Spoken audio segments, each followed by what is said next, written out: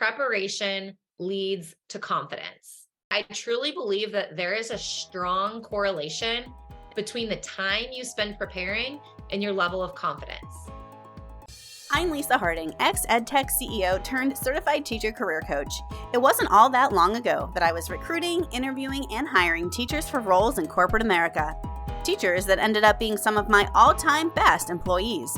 Fast forward through my own career transition, where I left my role as CEO to become a stay-at-home mom, I now work with and empower teachers to transform their lives by turning their once distant career dreams into realities. In this podcast, I give you simple, actionable, step-by-step strategies to help you do the same. If you're a burnt-out teacher or simply need a change and you're looking to create a life you love, you're in the right place, friend. Let's get started.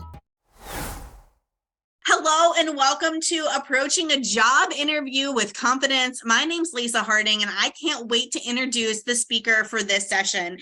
Kate Hutson is a certified life and career coach, and she also has a background as a former educator as well, which is one thing that really drew me to Kate as we were looking at different experts to bring the audience. Not only is she certified in life and career coaching, we loved some of the focuses that were really important to Kate, and we felt that some of those same focuses were critical to the audience of career transitioning teachers.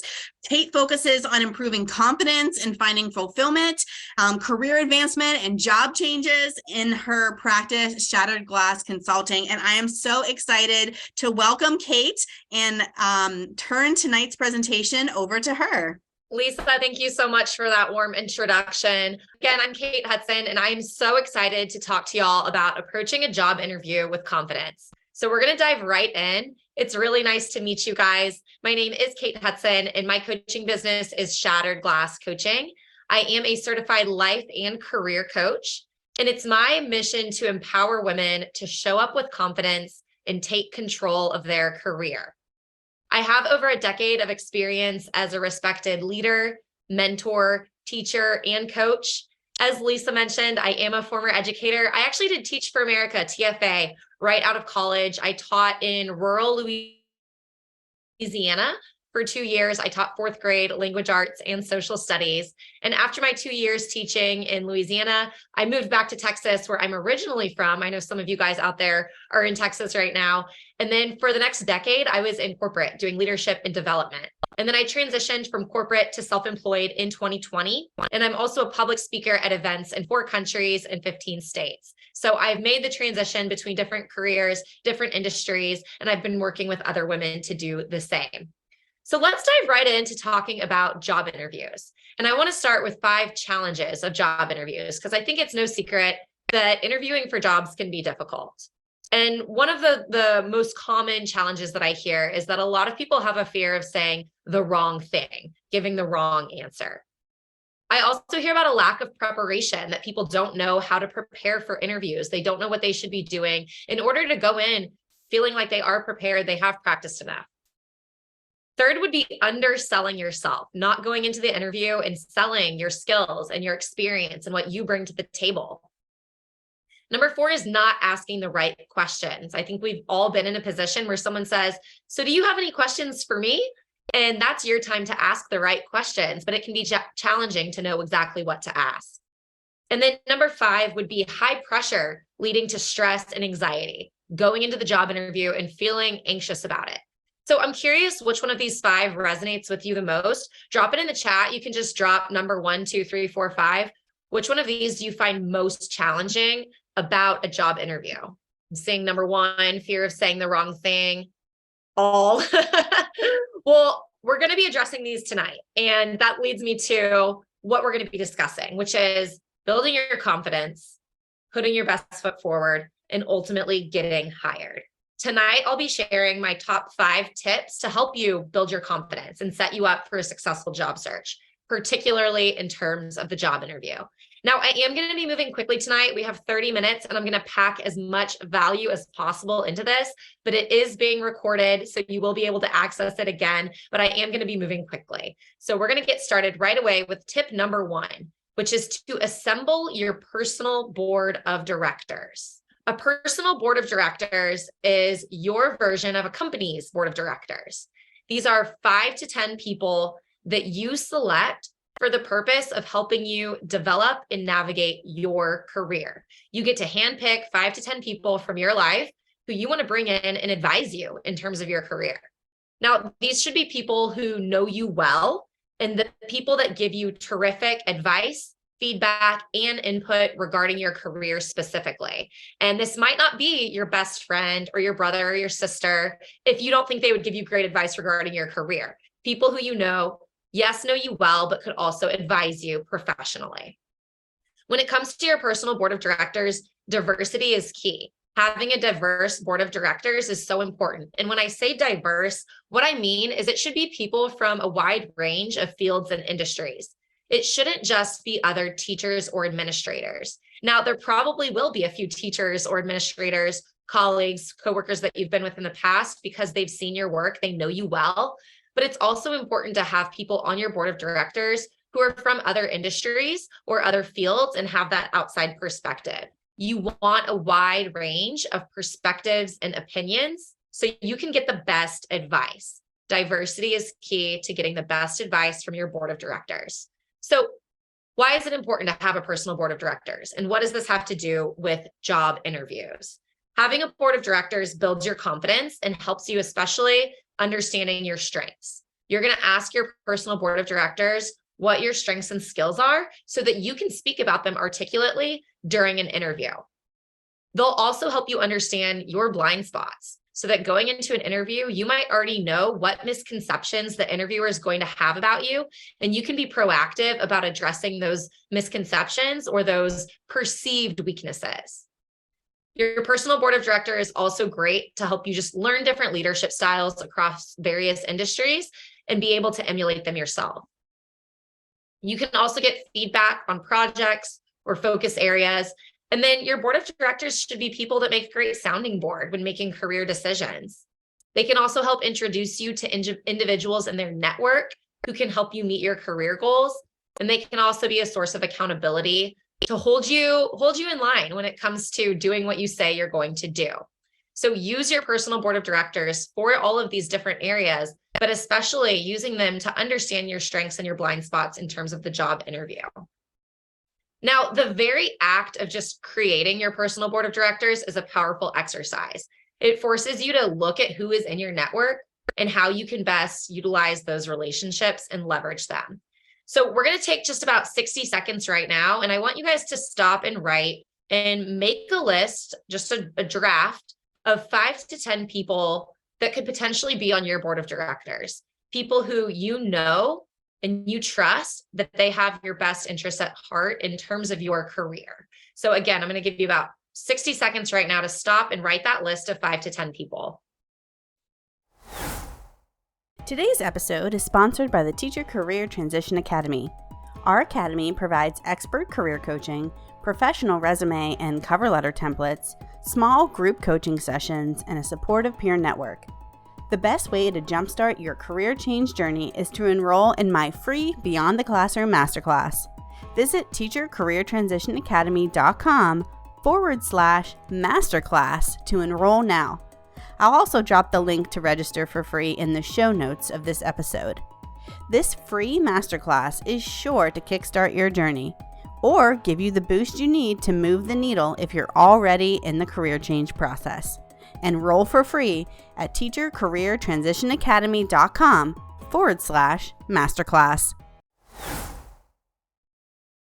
And you can always come back to this and add to it or change who's on your board, but these are people who you trust and they know that they have your best interests at heart in terms of your career.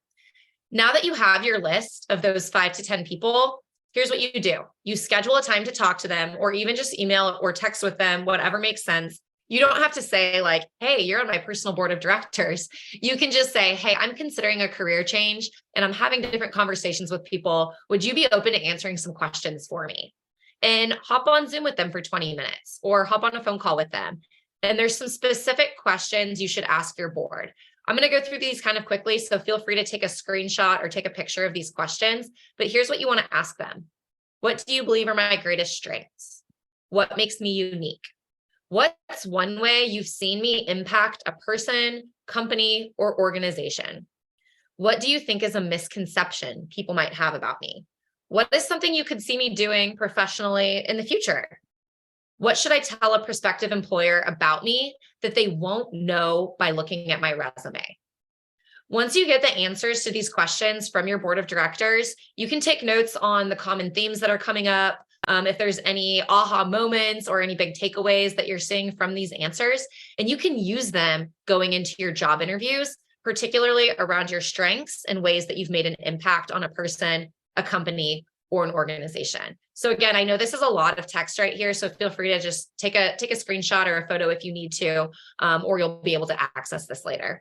That brings us to tip number 2, which is that preparation leads to confidence. I truly believe that there is a strong correlation between the time you spend preparing and your level of confidence. The more you prepare, the more confident you'll be. The less you prepare, the less confident you'll be. And I know that sounds really simple, but I think it's something that as adults, we forget a lot, that preparation is key. If you think about when you were a kid, you were probably always practicing or preparing, whether it was sports practice or you were learning to play an instrument or even just studying for a test. Preparation was key to your success. And as adults, we don't always take this the same way. But I mean, even as a teacher, you can think about when you show up to school and you're prepared and your copies were made the day before and your PowerPoint's ready to go and you have that slide deck and your classroom is ready, you're setting yourself up for success for the day. Whereas if you don't have that preparation done and you just show up and you're like, I have 10 minutes and I need to make copies, get my classroom ready to go, get my stuff together, it can be really anxiety inducing. And a job interview is the same way. Preparation is key. And when you prepare, you set yourself up to feel more confident.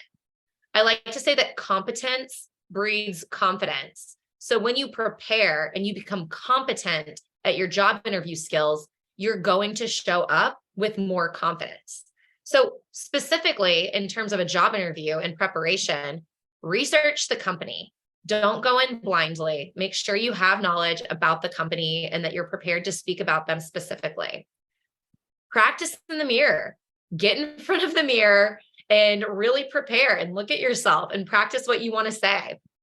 You can role play with a friend or a mentor and have that almost mock interview, that role play. That's really helpful in preparing. You can also attend networking events, and this can be either social or professional networking events, but networking events that are going to force you to talk about yourself is great preparation that leads to confidence. You can also film or record yourself saying the answer to something and then go back and watch it. Your feedback is immediate and you're going to be able to see what you need to work on. And finally, remember just to pursue excellence, not perfection. You're not trying to prepare because you want to be perfect. You just want to be excellent. So practice, prepare, but imagine that you're preparing for a big game. You're practicing. You're not pursuing perfection. Part of preparation is crafting your story. This is what people used to call like an elevator pitch, but I don't really like the term elevator pitch because I don't really take elevators. And even when I do, I never have to give a pitch. But in a job interview, you are going to have your 60 to 90 second pitch or story. You should create a quick and compelling story about who you are, and you should practice, practice, practice, but don't memorize it. You don't want it to be a script. You just want it to be rehearsed, almost like in bullet format. When you have your story, this is what it should have. 3 parts. The first part of your story should be your journey, specifically your career journey. You want to summarize the key points of your professional experience and how it informs where you're going. So you want to give a high-level overview of your career so far. Then you want to talk about why you are right for a new opportunity. What will you bring to it? This might involve specific skills that you have. This might involve big projects or accomplishments that you've had as an educator, but what will you bring to a new opportunity? And then the third part is, why would a company benefit from having you or working with you? And really, companies want to know, like, what's in it for me? What are they going to bring to me? So when you're crafting your story, think about dividing it into these 3 parts And know that number 1 and 2 are going to be pretty much the same, no matter what company or what position you're interviewing for. But number 3 will change and should be specifically tailored depending on the position or the organization where you're applying. So it's okay to just kind of bullet out your story into these different sections, and then start practicing it, start working on it.